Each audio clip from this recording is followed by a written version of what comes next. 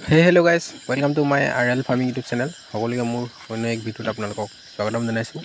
আজি আপোনালোকক দেখাবলৈ চেষ্টা কৰিম যে মোৰ এই চাৰিটা গাহৰিৰ লগতে এই মাকজনী মই কেনেকৈ দানা প্ৰস্তুত কৰিছোঁ এইবিলাক খুৱাবলৈ।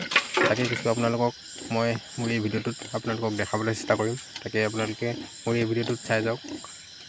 তো গাইজ প্ৰথমতে আপোনালোকে দোকানৰ যি গেলা আলু পোৱা যায় সেই গেলা আলুটো কিনি মেলি যেনেকৈ মই এতিয়া কেৰাহীত ধুনীয়াকৈ বনাই মেলি লৈছোঁ তেনেকৈ বনাই ল'ব।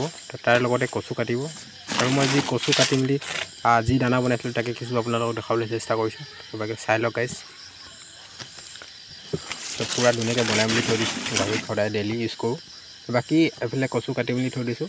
সেই আলুখিনি বনাই তাৰপিছত কচুখিনি বনাব লাগিব। তো কচুখিনি চাওক গাইজ, গাহৰি কেইবাটাও আছেতো তেনে ক্ষেত্ৰত বহুখিনি কচু একেলগতে বনাই একেলগতে বনাই মেলি ৰেডি কৰি আছোঁ। তো তাকে চাই যাওক আপোনালোকে।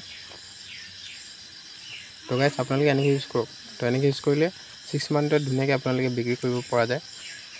আপোনালোকে যদি সোনকালে বিক্ৰী কৰিব বিচাৰে তো এনেকৈ মোৰ নিচিনাকৈ প্ৰয়োগ কৰক আৰু ঘৰৰ ওচৰৰ যি কচু চচু পায় সেইবোৰ চব কাটি মেলি বনাই লওক পচলাৰ লগতে।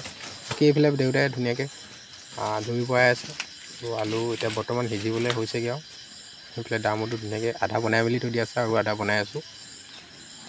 বাকী এতিয়া মই আলু বনাই মেলি সম্পূৰ্ণ হৈ গ'ল। এতিয়া কচু বনাই আছোঁ। তাকে এইফালে বনাই থোৱা আলুখিনি এইফালে আপোনালোকক দেখাবলৈ চেষ্টা কৰিছোঁ। এইফালে এনেকৈ ধুনীয়াকৈ থৈ দিছোঁ। তো গাইজ ভিডিঅ' যদি ভাল লাগিলে পুনৰ আকৌ লগ পাম। আজি ইমানেই গাইজ।